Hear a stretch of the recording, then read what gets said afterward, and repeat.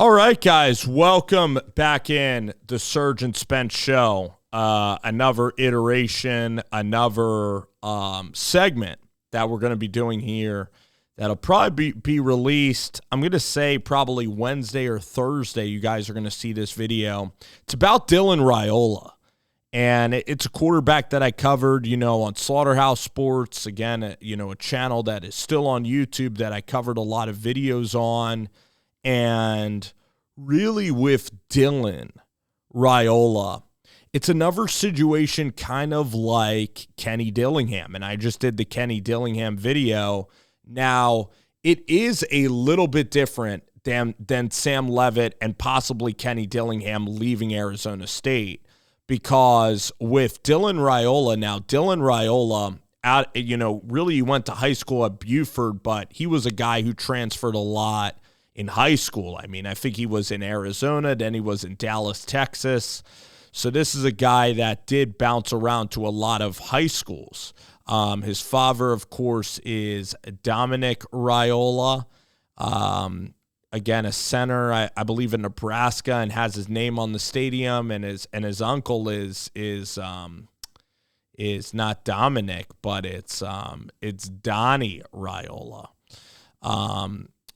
So his uncle just got let go as an offensive line coach for performance reasons, and his brother Dayton decommitted from Nebraska. And Chris Hummer, I mean, shout out to him over at 24/7 or over at CBS Sports. He had this story 20 days ago, and a lot of fans and a lot of people disputed this story, even the Raiola camp. It ended up being smack dab accurate. That Dylan Raiola, I mean, this story was out for months. I mean, there was chatter about this for months, but it's disappointing because Dylan got a really good deal from Nebraska. I think he was making $3.5 million a year. His uncle was at Nebraska. I know his uncle got let go. He was the highest rated recruit in Nebraska history. I believe that he might have been the number one recruit in the 23 class. Released this whole video saying he's coming home to Nebraska to resurrect the thing. He starts out against Northern Iowa. He starts out dealing, the first year of Mark Satterfield as the offensive coordinator with Naylor and who else did he have to throw the football to? I mean, he had, he had a couple of good backs and, he had Thomas Fedoni there that first year as well. Isaiah Nayor was pretty much his main target, who was a Texas transfer via Wyoming. I mean, you look at Dylan, and Dylan Raiola has a big-time arm. Dylan Raiola was supposed to be the savior for Nebraska football. And then they started out with Dana Holgerson this year. They got rid of Satterfield. You start out with Holgerson. You get in Dane Key. You get in Isaiah Hunter. You get in these big-time wide receiver weapons that you pay good money for, with Dazel Shorts, and you get in Dane Key. You got Ja'Cory Barney going in the year two, a speedster from Miami. You got Lindenmeyer, who's a solid tight end. You do lose the boa constrictor, Nate Borkacher. You do lose him to College Station, and he's been having a big-time year with Trev Alberts over there, which is another story. The point that I'm going to say about Dylan Raiola is that this was supposed to be the guy at Nebraska. This was supposed to be a loyal guy like him and Matt Rhule. The Matt Rhule era, like it started out with Jeff Sims and Heinrich Harburg, and now you're getting Dylan freaking Raiola, the number one commit in all of the country. And you look at Dylan, he throws the deep ball great. He barely throws interceptions. What really happened at Nebraska is that Dylan was shaky in the pocket. Dylan, his mobility just got worse and worse. And the offensive line around him completely cratered. And there'd be games like Minnesota. Minnesota literally reeled off 10 sacks, which they never have done in probably 20 years. Michigan sacks him like 9 times because he's just sitting back there in the pocket. And Dylan Raiola is very inconsistent. He put the ball in the harm's way a lot. He barely could hit a deep ball. He wasn't really hunting throws down the field. And really, this was a run-centric offense with Emmett Johnson. And this wide receiver core could barely get open, and he really couldn't connect throwing the football. So, I mean, is this guy going to be like Bo Nix, where Bo Nix at Auburn was kind of very similar to Dylan? Like, they started as freshmen. You know, they had a lot of changes at offensive coordinator, Gus Malzahn, and then Brian Harsin. And then Bo Nix goes out to Oregon, wins the job with Dan Lanning, and then bam! You know, he's off, he's running, and he's throwing the football, and it's kind of possible. I mean, we're going to really have to see the real competitive edge of Dylan, and this is decent for his development if he takes it the right way, because, I mean, he's been the face of the program in Lincoln, Nebraska.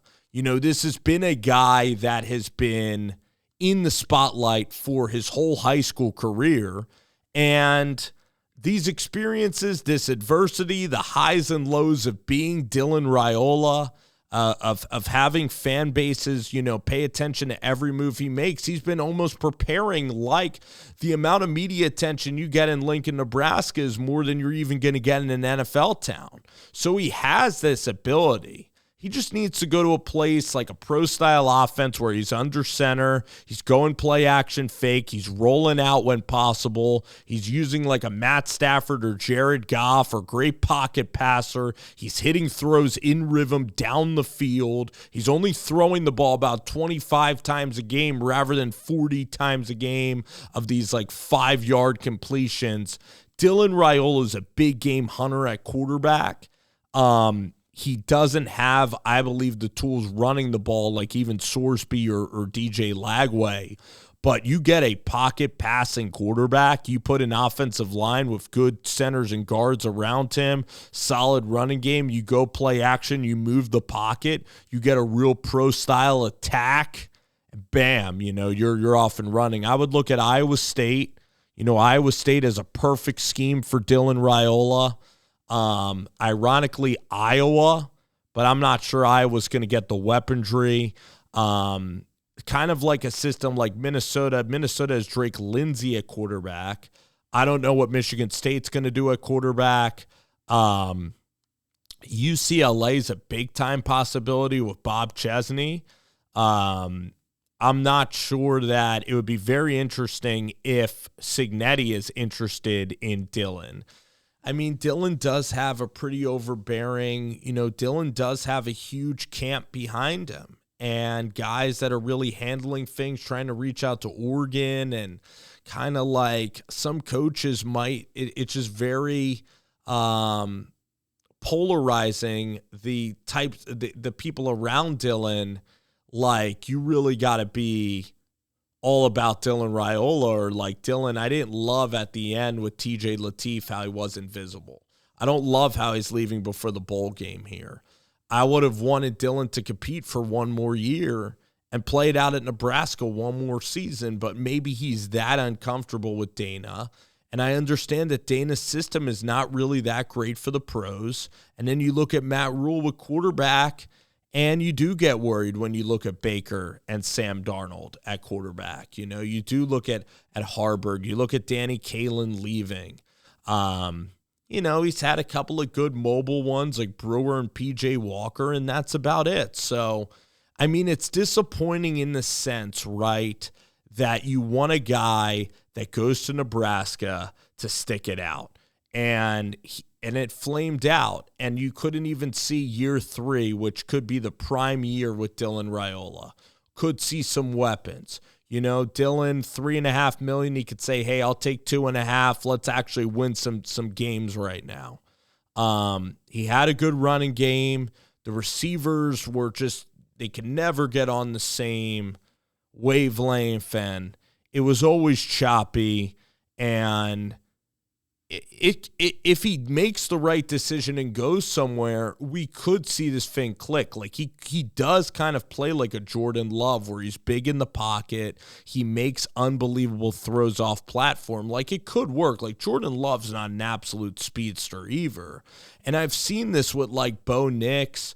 I've seen this with Jaden Daniels as well. Like, Jaden left Arizona State, wasn't a finished product at all, went to LSU and absolutely lit it up. Michael Penix was injured, very inconsistent at Indiana, went to Washington, and bam, it freaking goes. There's going to be places that are interested in Dylan Raiola at quarterback. I don't know if it's going to be Florida, but pro style, Dylan Raiola, you get weapons around him. You start airing that football out. Like, Dylan's got to start driving the ball. Like, Dylan doesn't put enough velocity on it. He never attacks down the field. He doesn't hunt big plays. He's way too skittish and careful with the football. Like, Dylan's got to start really driving it into intermediate windows. Looks like he barely holds the ball. And Dylan just needs to get like a twitchier motion throwing the ball and actually start throwing the ball really hard. And he needs to get more accurate in the damn middle of the field. And his mechanics are choppy. Like, Dylan's going to have to work at this thing. Okay? Like, Dylan, the one thing about him in Nebraska is that he thought he had it figured out. But you look at him against Cincinnati, behind throws. You look at him against Maryland, inconsistent as all get out. You watch him in the Michigan game. Yeah, he hits a Hail Mary, but he's inconsistent the whole dang game. Ugly football at times from Dylan. And Nebraska. Terrible losses sprinkled in this year, whether it be Minnesota. Of course, the end of the year was an absolute joke. And I think Nebraska needs some D-line help. I think they're going to need some offensive line help. Rob Orich is an unbelievable hire by Matt Rhule. So part of the offseason they are kind of fixing, but I don't believe you need to spend all $3.5 million on a quarterback. Like, go get yourself like a J.J. Cole from App State. Go pay him like $1.5 million and go spread that money to get yourself like an interior defensive lineman that can plug the run gaps so that you can actually stop the run. Because Nebraska, like Dylan Raiola, the way that he played, if we equate it to, dessert, like a cake, you're building a cake, Dylan Raiola is kind of like an icing on the cake. When Dylan Raiola, from a foundational standpoint, this passing game just hasn't been there, and he probably needs a change of scenery. He hasn't really developed. Part of it is on Matt Rhule. Part of it is on these wide receivers. Part of it's on Dylan Raiola. And just not working well with this offense, not being able to find his check down, not getting rid of the football quick enough, being inaccurate across the middle of the field. And it's hard. You're expecting 18 or 19-year-olds to come in and deal. And that's why I think the best football for Dylan, even though he got injured, the best football is still ahead of Dylan Raiola, especially at the college level. So he's still developing, and I think somebody's going to get Dylan. Dylan needs to go to the best place for him to develop, like a pro-style system, one that'll acquaint to the NFL. Even if he has to take less money, that's what I would suggest Dylan to do. But for Nebraska, hey, they're moving on. I love the Orich hire. It's disappointing. I think it significantly hurts less than in Arizona State and Sam Leavitt, because it's not like Dylan won a conference title. It's not like Dylan won the Big Ten like Sam Leavitt won the Big 12. It's not like Dylan took you to the college football playoff. It's not like Dylan was playing at a legendary status, kind of like Sam Leavitt was playing at Arizona State. Dylan Raiola came in with so much hype, and you really didn't see it through. We couldn't even see 3 years of Dylan, and it was uneven football. And that sometimes happened from five-star quarterbacks. But you thought that they would have a wide receiver and an offensive coordinator in place by now, and you thought that Dylan would kind of be off to the races playing 3 or 4 years at a school and being that guy to bring Nebraska to 9 or 10 wins and playing consistent football. Instead, just everything about the vibe, the offense, was Dylan bought in, the whole drama with his uncle, it was just all just a big headache for Matt Rhule. And the finances and everything, it wasn't a seamless fit ever at Nebraska. And that's really disappointing on so many levels, that it didn't work out. And there's finality for Dylan in Nebraska that it didn't work out, and that's disappointing. For both parties, looking at this, though, there's still light at the end of the tunnel not only for Matt Rhule in Nebraska, but even especially for Dylan Raiola. I just laid out in this video, I think he could go to a pro-style team, and I think that the guy can deal going forward. So let me know what you guys think about this. Surge and Spence fans, college football fans, what do you guys think about Dylan entering the transfer portal?